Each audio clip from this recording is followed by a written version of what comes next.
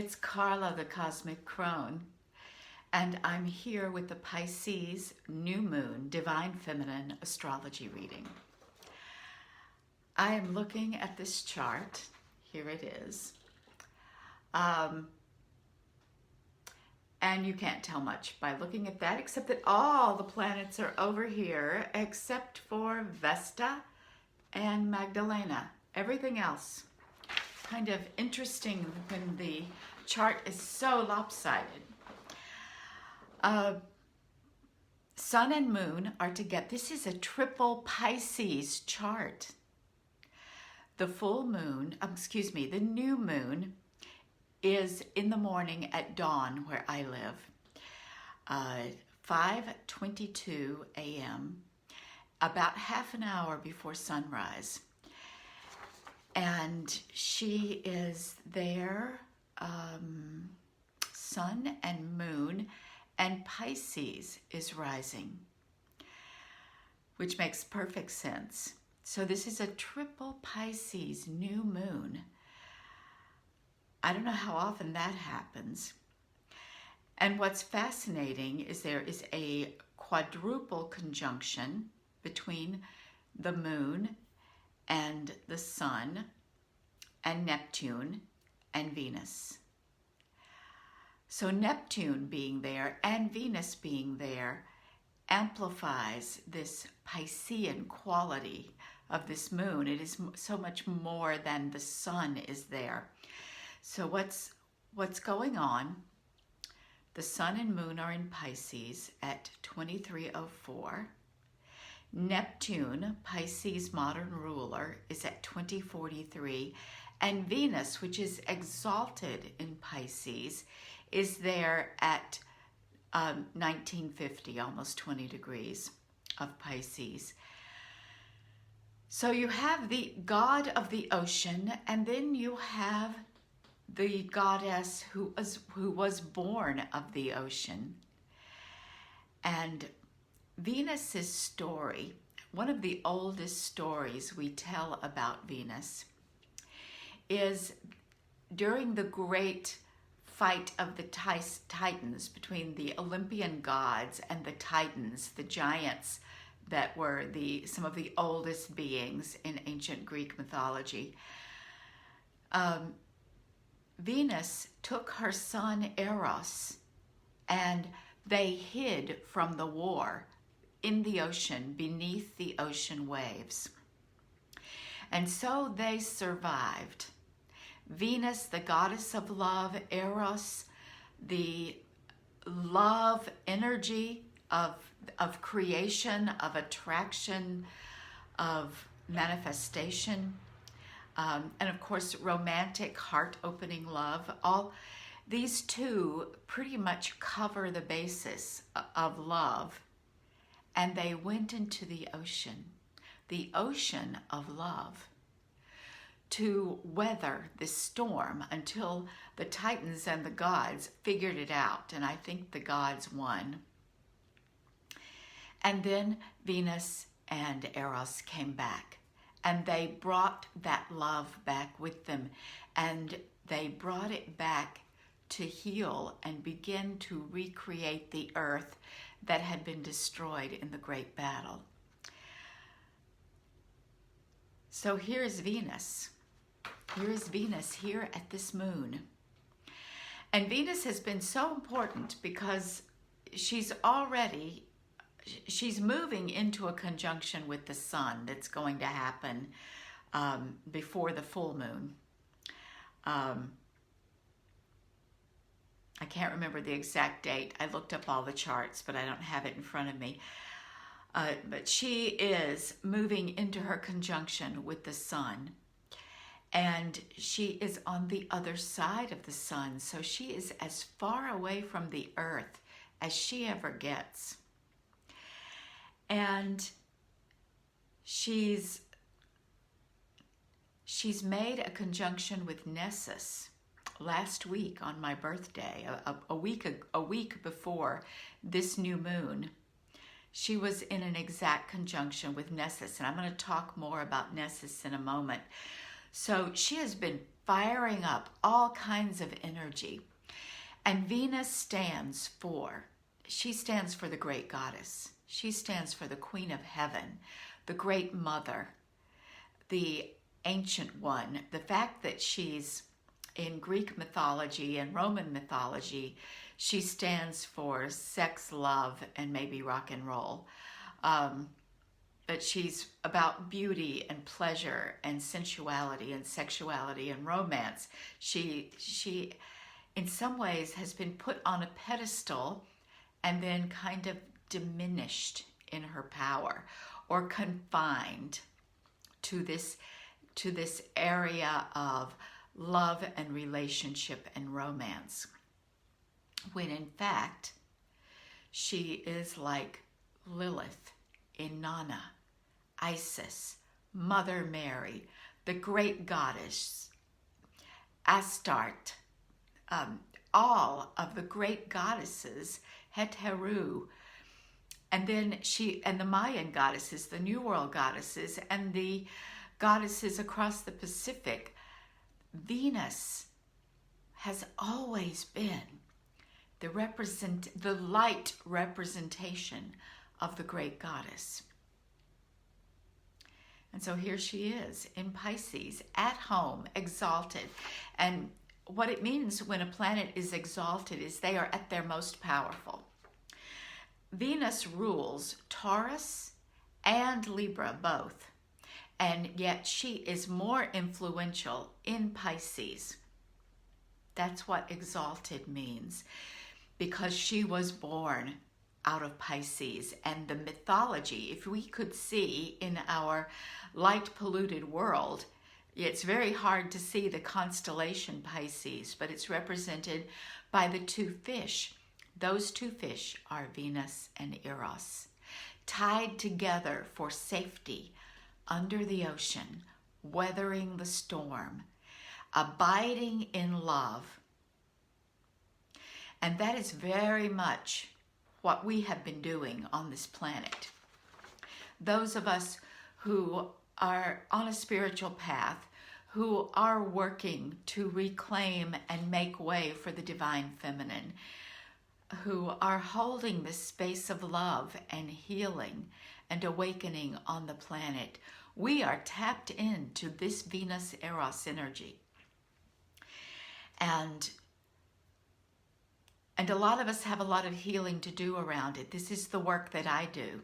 It's the work I do when I'm doing a divine feminine astrology reading for a client or for the public like this. It's the work I do with initiation and sexual healing in my private programs and my classes and group programs. So everything that I'm teaching, writing, sharing is tapping into this healing energy of the depth of love, the oceanic galactic truth of who we are and that we humans carry inside of us, especially those of us who have wombs, the women. Womb-having people. The energetic womb, the physical womb, the pelvis, the birth canal, this conduit between the cosmos and the planet. The void and form. This is very much similar to the energy of Black Moon Lilith, who's over in Taurus. And she is, she's actually singing in harmony. She is lending her energy to this conjunction. Everything that's in Pisces is pretty close to an aspect with Lilith right now. She is halfway through her sojourn through Taurus, ruled by Venus. So she knows everything that's going on in Pisces, and she's lending her energy, her creative energy of being the feminine void that gives life, that reminds us. Black Moon Lilith reminds us in her most expansive energy. She reminds us of what it's like to be feminine, to be female, to be divine goddess, before patriarchy. These things that we cannot know because we are swimming in the ocean or the swamp of patriarchy. Black Moon Lilith teaches us that. And there she is in Taurus, and she is making an aspect to Vesta. She is flowing her energy towards Vesta in Virgo. Virgo, the sign of the priestess, Vesta, the priestess. If there were a ruler of Virgo, there is a ruler. Mercury gets the job of being a ruler of Virgo, and it fits in many ways. But Virgo's much bigger than a lot of us give her credit for being. We think of her as the accountant, but in fact, she is the priestess. She is, in a lot of ways, she's like Ma'at, the judgment, weighing the heart and the feather. But she is making that connection between earth and the mundane and the material wealth of the temple, and the connection between the temple and the throne, the crown, because very often in ancient times, the kings and queens were also priests and priestess. This is early patriarchy and before patriarchy, as best we can understand. So Vesta, in her most ancient form, is priestess queen. She is administrator and ruler and go-between. She administers the material and the wealth of the temple and the spiritual wealth of the temple and the people. So she's been in a long 9-month communication with Black Moon Lilith in the earth sign of Taurus, the priestess in the earth sign of Virgo. And right now, Vesta is opposite Nessus. Nessus in Pisces, been in Pisces for a long time, and going to stay in Pisces for a long time. It's almost 20 years, I think, maybe 15 to 20 years that Nessus will be traveling through Pisces. Hasn't even reached the halfway mark yet. And in this chart, this triple Pisces chart, Nessus is rising.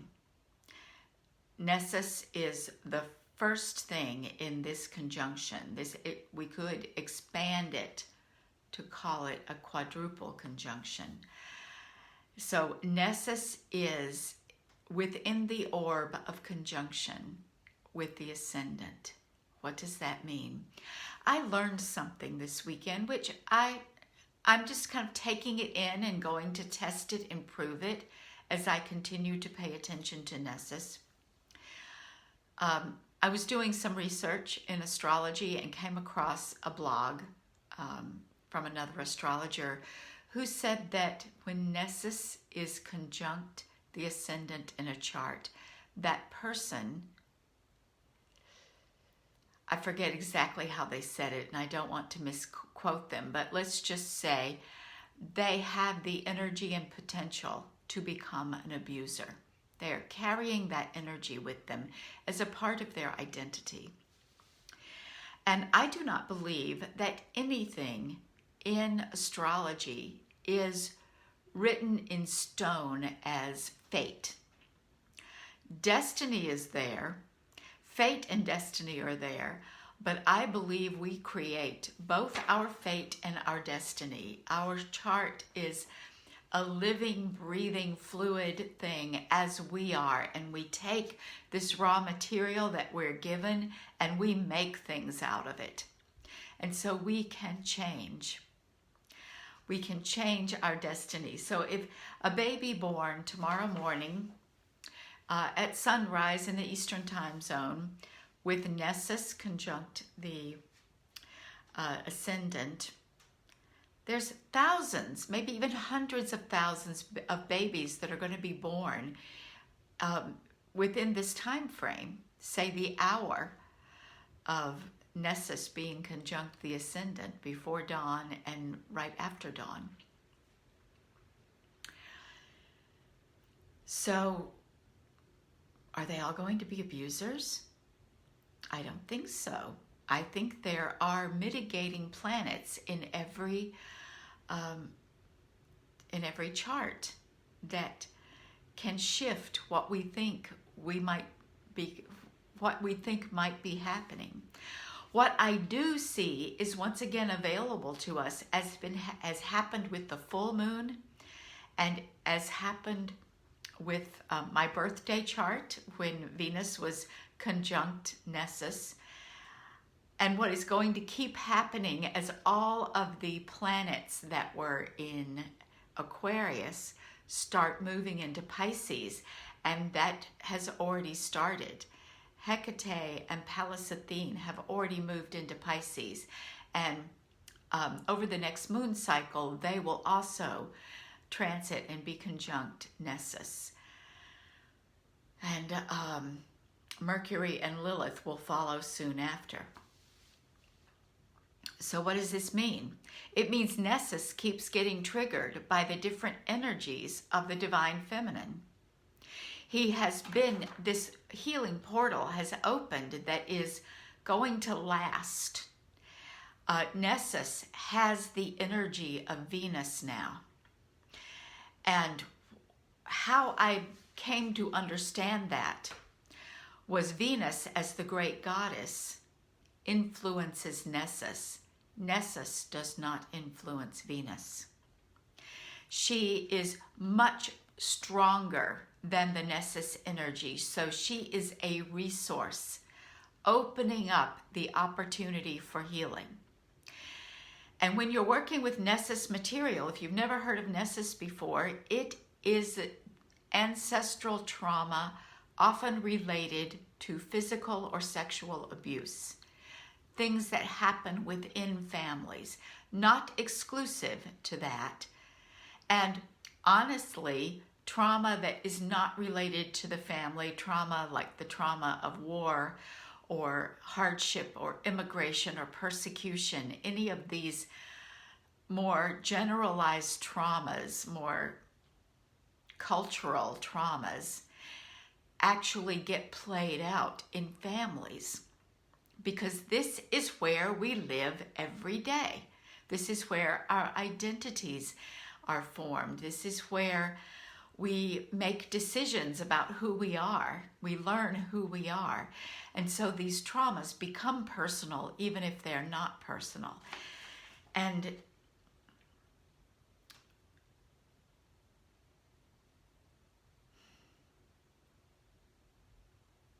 so when Venus crossed Nessus last weekend, a week before this new moon, she opened a door. She shone a light. She illuminated. Where is the trauma affecting your life? And it is both an event or a situation, a circumstance. There could be one event, like one episode of violence. It could be a lifetime of repression, like from religious repression of your sexuality and your selfhood. It could be long-standing violence of abuse that happens for many years. Whatever it is that an individual is coping with, Venus is illuminating where it shows up, how it is playing out in your life. And it could be affecting your sexuality and your relationships, your money, your career, your self-esteem. These things all have their own unique, their place in your chart. So where is this happening in your chart? Well, the door is open. The illumination is happening. You are seeing, and you cannot unsee it now. the pain and the effort of trying to unsee what Venus showed you over the last week is not something you want to live with. Instead, you want to face it, you want to get support, you want to tap into divine support, you want to look up therapy, circles, ritual, your spiritual life, work with a coach or a healer. This is the work that I do. You might be called to work with me. You may need to get clearer. An astrology reading, a divine feminine astrology reading, can be an excellent first step to get clearer. If you decided to work with me, we would start there. So this is the work. This is the work, is to get clear on how is this affecting me and what is the next level of work that I need to do. And now, at this new moon, Nessus is again drawing attention to himself. He's opposite Vesta. And that opposition has been going on. It's actually exact today.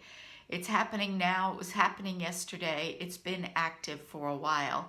And then it's going to happen again because Vesta is currently retrograding, and she will come back over this point in a few weeks.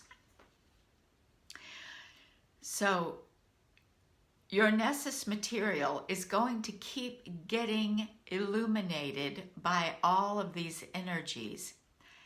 Vesta, the priestess, is holding space. Where Nessus work triggers you is in your second chakra.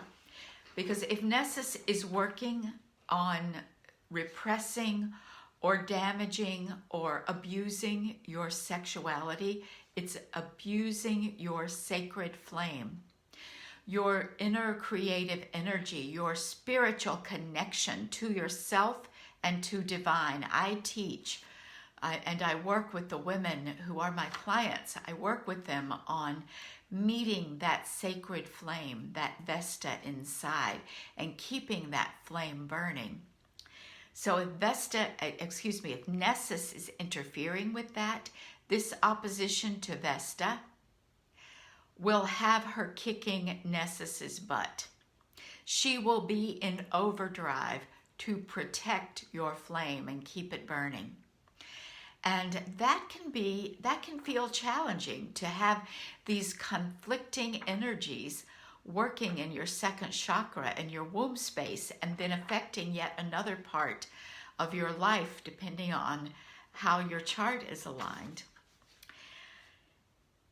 So Vesta's there. She is a resource just like Venus is, and just like Black Moon Lilith is, all in aspect together. And then what's coming down the pike is Hecate and Pallas Athene. And I will talk about them more as they show up, probably around the full moon.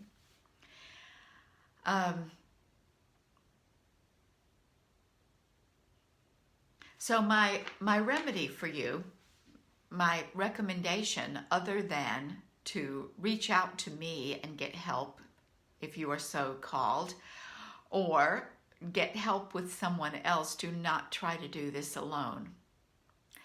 But do whatever you can. I have a group, Womb Wisdom Portal. It is a free group, and it is a way to get started. There are resources there, and I will be talking about it more in my group. We're doing some work around desire and Nessus, and there are resources there, and you can go in. They're old resources. You could you could search Nessus in that group, and you would find some writing on healing or some videos on healing this material. So that's one place to start. And the other place to start is to work with a therapist, or work with me, or work with another healer who is able to support you in healing this work. And if you've already done the healing work and you don't necessarily feel like you need to go there directly now, be aware that some other stuff is going to get pulled up by this new moon. And so what you want to do, and this can be any old stuff, anything that is lodged in your womb, your second chakra. It might look more like money or relationship or sexuality. It could take a health turn, like be alert to any issues around your womb, menstruation, ovulation, fertility. Be very nurturing and tuned in to what's going on, because it's a new level. We're never completely finished. We're always going deeper. So this is what's available to you right now.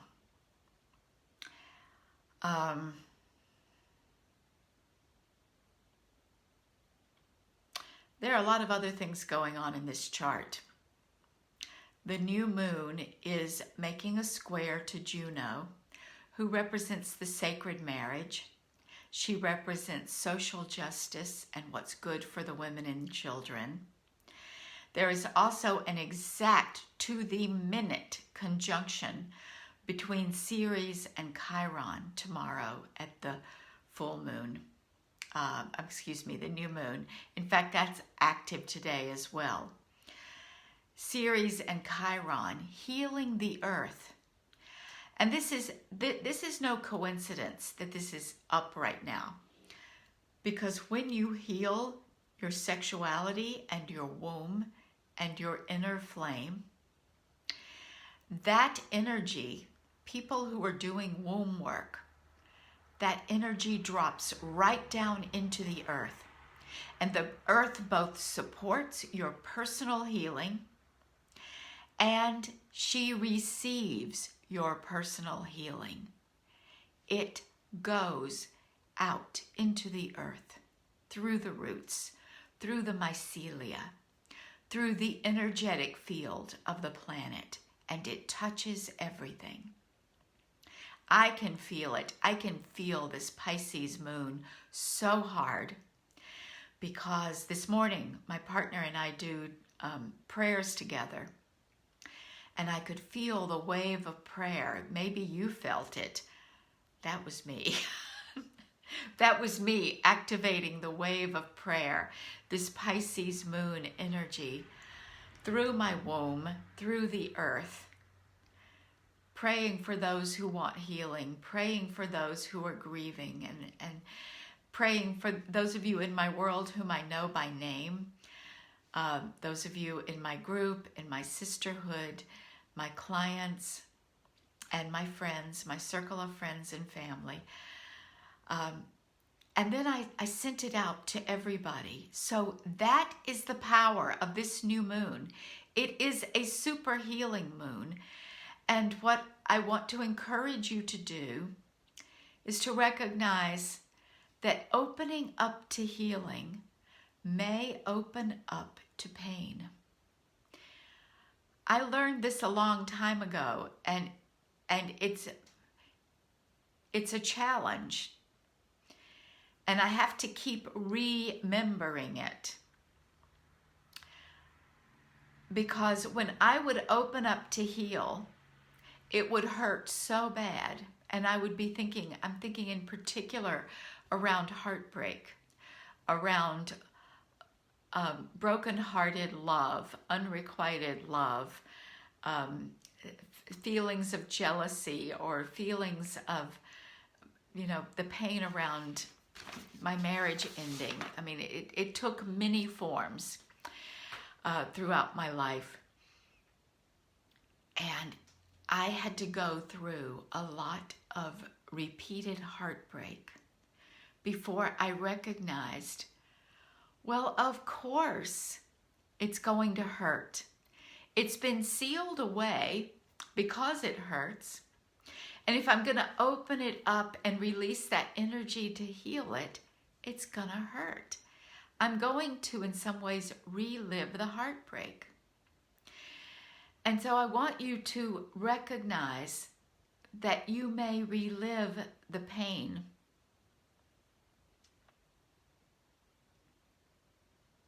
And there's going to be a tendency to shut it down, to feel triggered, to feel there's this thing around re-traumatizing. And I'm not here to advocate re-traumatizing or reliving an event that was traumatic.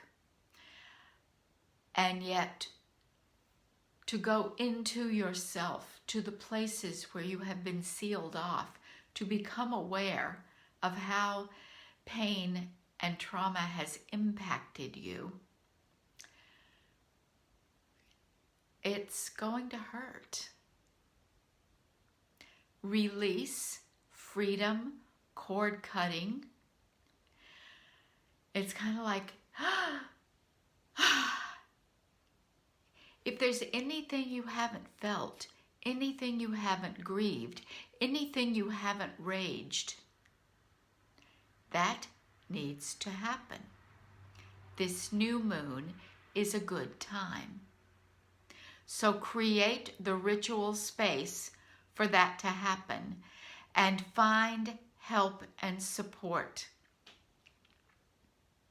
It is worth it.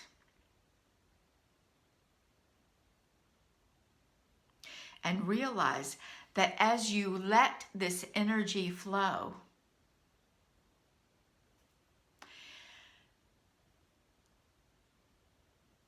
it's going to feel really good when it's done, when it moves. So imagine the flow. Imagine this deep oceanic galactic flow. Let's go back to where we began, the story of Venus. The war between the gods and the Titans is going on, disturbing her peace, her time of joy and pleasure with her young son, Eros. And it's terrifying. It's frightening. It feels awful. So they go and find the peace in the depths. And then when they emerge with pleasure. They are bringing love and pleasure and healing and creative energy.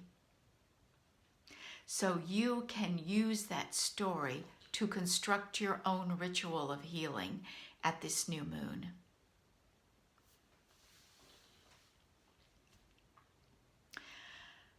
I believe that is the message of the new moon. And remembering too that you are giving that energy into the earth.